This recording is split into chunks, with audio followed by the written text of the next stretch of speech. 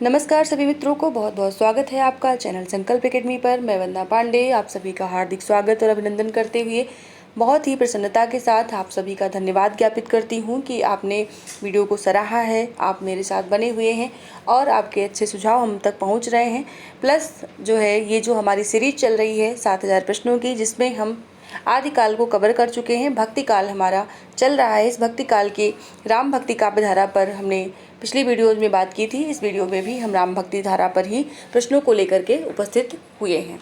तो आप लोगों को पुनः शुरू करने से पहले मैं एक बार बता दूं कि ये जो पेपर आप देख रहे हैं, जो भी क्वेश्चन देख रहे हैं, ये सभी वस्तुनिष्ठ रूप में आप तक पहुंचाए जा रहे हैं और टीजीटी, पीजीटी, एलटी का जो सिलेबस है उसके आधार पर संपूर्ण पाठ्यक्रम को, संपूर्ण सिलेबस को हम ऑब्जेक्टिव फॉर्म में आप तक पहुंचा रहे हैं, जो कि लगभग 7000 प्रश्नों की सीरीज है।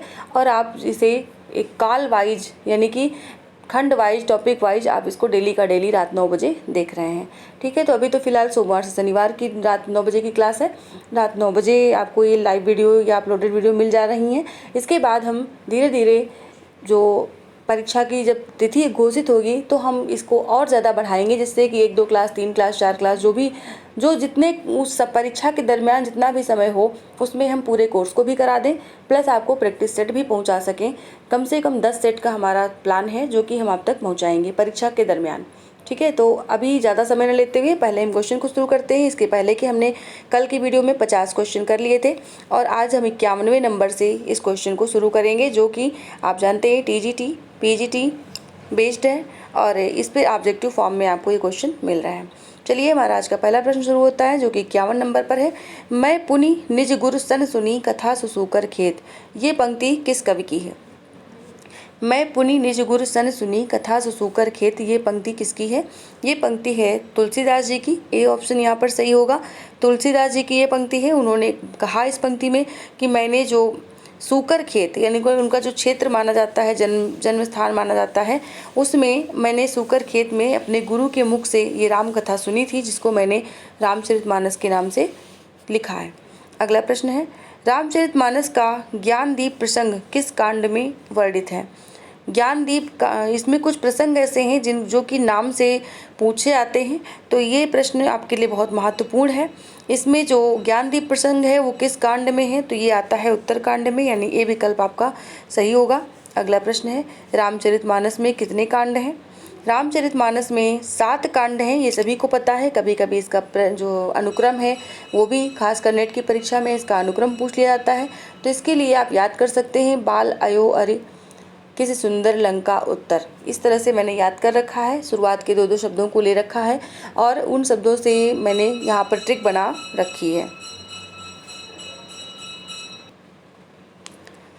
इसकी जो ट्रिक मैंने बना रखी वो है बाल अयो अर किस सुंदर लंका उत्तर, जिसमें बाल कांड यानी बाल से, अयो से अयोध्या कांड, अर से अरण्य कांड, किस से किष्किंधा कांड, सुंदर से सुंदर कांड, लंका से लंका कांड और उत्तर से उत्तर कांड, ये इनके कांडों के अनुक्रम है जो कि शुरुआत से अंत तक है।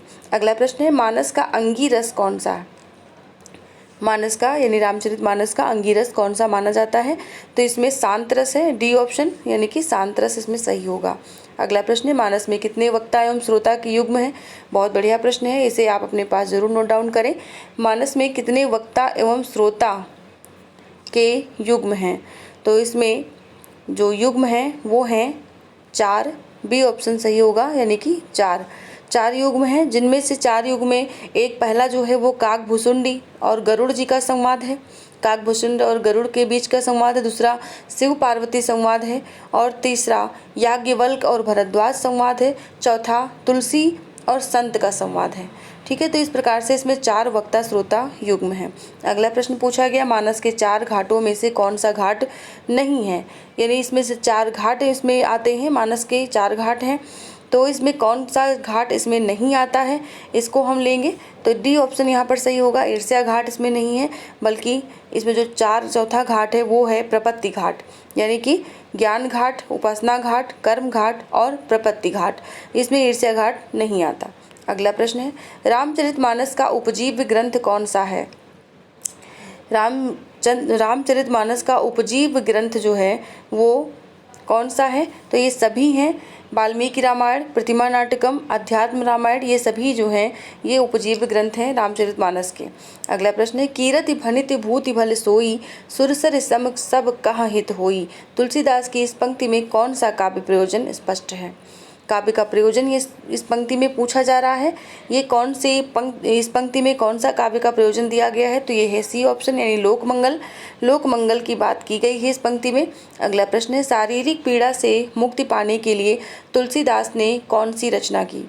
शारीरिक पीड़ा से मुक्ति पाने के लिए इन्होंने कौन सी रचना की थी, ये रचना थी हनुमान बाहुक। बी ऑप्शन यहाँ पर सही होगा। अगला प्रश्न है इनमें तुलसीदास की रचना नहीं है, इसमें से तुलसीदास की कौन सी रचना नहीं है। कवितावली, गीतावली, विनय पत्रिका, रामचंद्रिका, इनमें से रामचंद्रिका नहीं है। ये केशवदास की रचना है जो कि रीतिकालीन कवि हैं, बल्कि यहाँ पर जो है तुलसीदास की रचना ये नहीं है। अगला प्रश्न है भक्ति काल के किस कवि ने संस्कृत को छोड़कर भी संस्कृत की शास्त्रीय परंपरा का निर्वहन किया है। किस कवि ने संस्कृत को छोड़कर भी संस्कृत की शास्त्रीय परंपरा का निर्वहन किया है, तो ये है तुलसीदास, यानी सी ऑप्शन सही होगा। तुलसीदास ने संस्कृत न अपनाकर भी संस्कृत की शास्त्रीय परंपरा का निर्वहन अपनी कृतियों में किया है। अगला प्रश्न है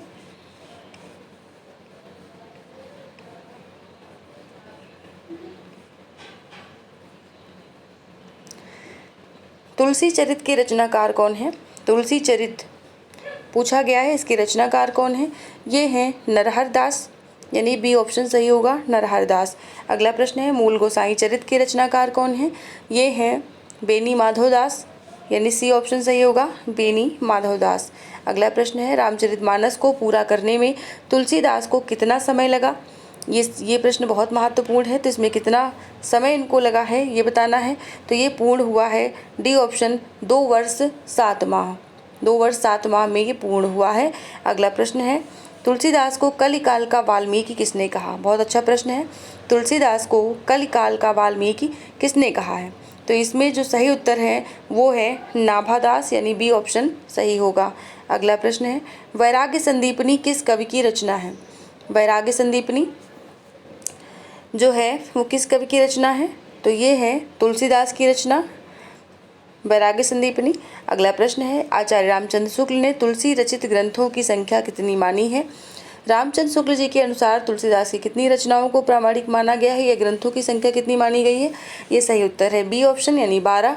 इन 12 रचनाओं में इस प्रकार इनकी रचनाओं का क्रम है, क्रम नहीं मतलब इन रचनाओं को इस प्रकार से दिया गया है।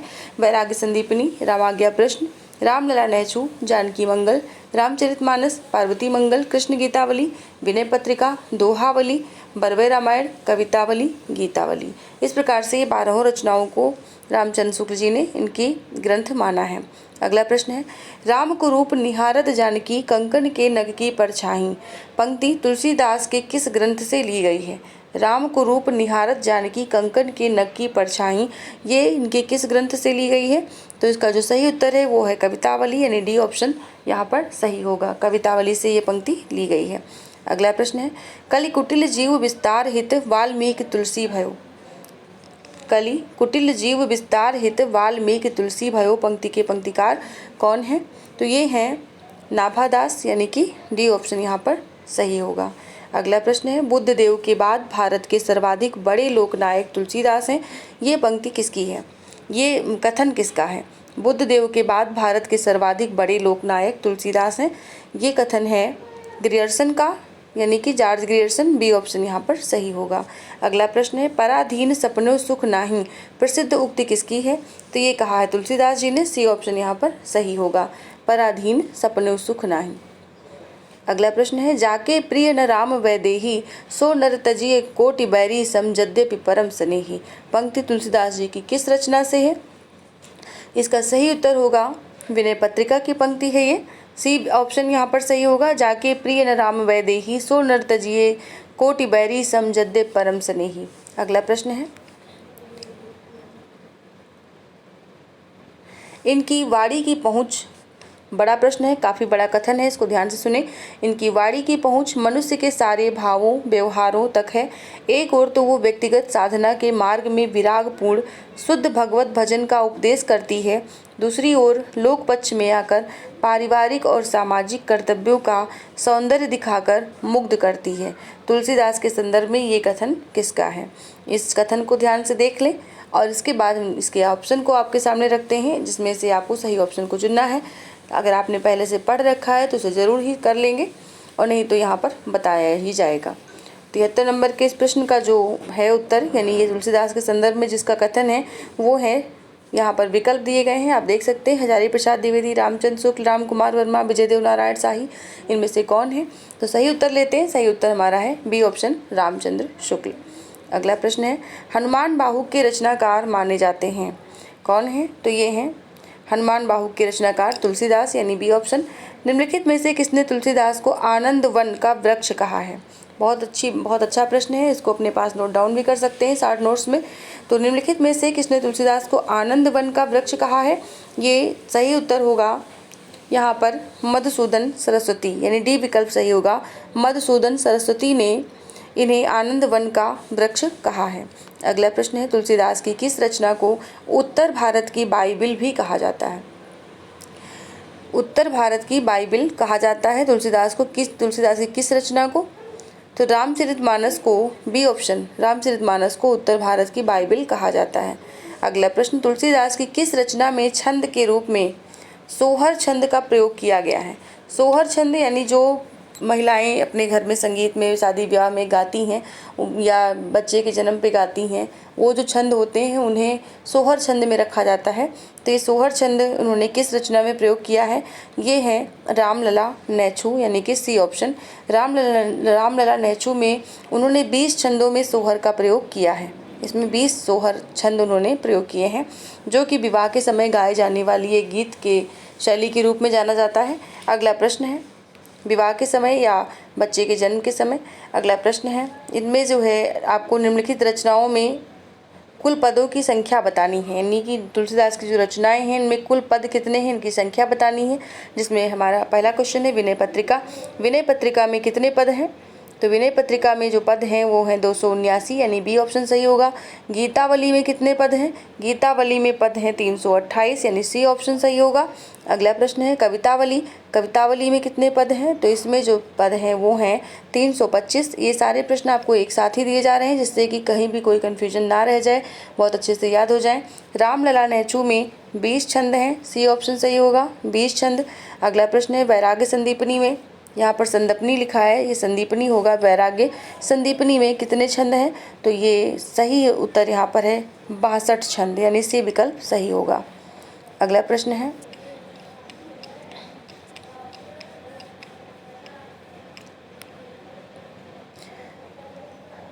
बरवे रामायण। बरवे रामायण में कितने छंद हैं? तो ये हैं 69 छंद, यानी कि 69, ए ऑप्शन सही होगा, 69 छंद। पार्वती मंगल में कितने हैं? पार्वती मंगल में छंदों की संख्या है 164, डी विकल्प सही होगा, 164। जानकी मंगल में कितने छंद हैं? इनमें जो छंदों की संख्या है वो है 216, यानी कि बी ऑप्शन सही होगा, 216। रामाज्ञा प्रश्नावली में कितने छंद हैं? रामाज्ञा प्रश्नावली में 343 छंद हैं, जो कि ए विकल्प में दिखा रहा है, यानी कि पहला वाला सही होगा। दोहावली में कितने छंद हैं?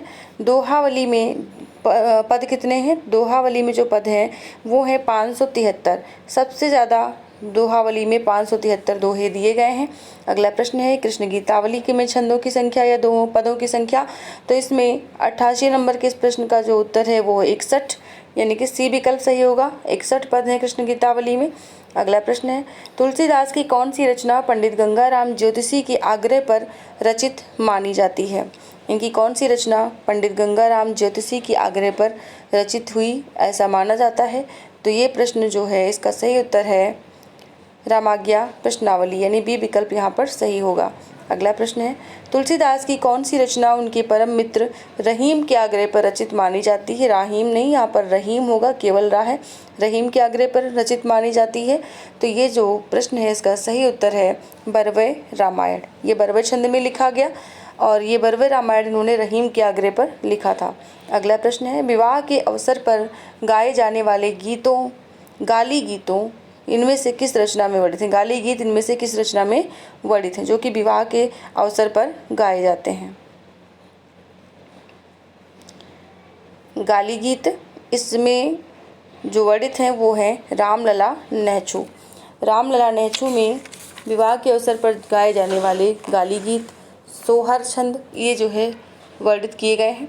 अगला प्रश्न है, नाभादास का मूल नाम क्या है? नाभादास का मूल नाम है सी ऑप्शन नारायण दास। अगला प्रश्न है, भक्तमाल और अष्टयाम के रचनाकार का नाम क्या है? तो इसमें जो सही उत्तर है भक्तमाल और अष्टयाम इन्होंने लिखा ये हैं नाभादास, यानी डी ऑप्शन सही होगा।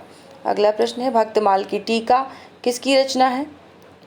तो भक्तमाल की टीका जो है वो प्रियादास की रचना है, यानी सी ऑप्शन यहाँ पर सही होगा। उम्मीद है आप लोगों को प्रश्नों की श्रृंखला जो ये चल रही है इसमें अच्छे अच्छे प्रश्नों का जो समायोजन किया गया है वो आपको भी पसंद आ रहा होगा। पसंद आ रहा है तो वीडियो को लाइक करना बिल्कुल ना भूलें, शेयर करें, चैनल पर नए आए हैं सब्सक्राइब जरूर करें। चलिए अगले प्रश्न पर, हनुमान नाटक या रामगीत के रचनाकार कौन हैं?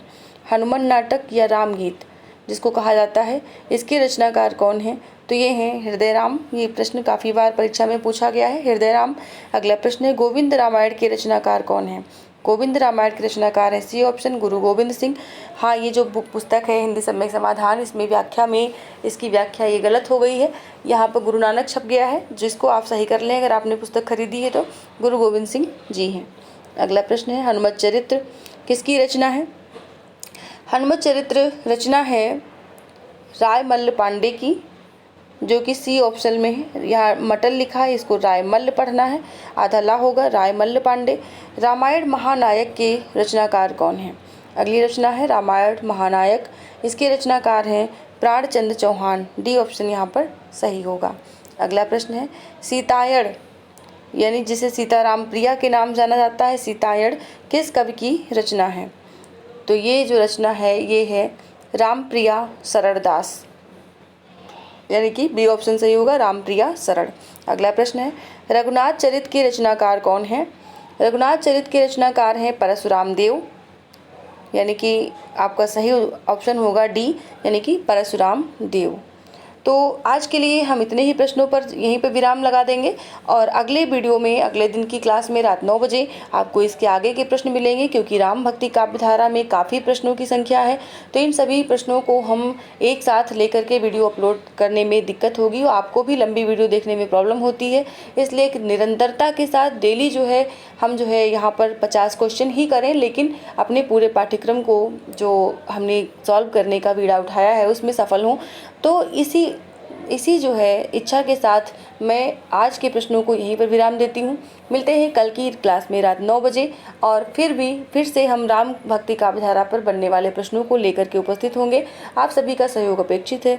अपने विचार ज़रूर साझा करें। जिस भी प्रश्न में आपको ज़रा सा भी डाउट लगे आप उसे ज़रूर यहाँ पर कमेंट सेक्शन में लिखें। प्लस आपका लाइक हमें और बेहतर करने का मनोबल देता है, इसलिए आप लाइक करके ही जाएँ, प्लस सब्सक्राइब करना ना भूलें। धन्यवाद, आप सभी का बहुत बहुत आभार। मिलते हैं कल रात क्लास 9 बजे।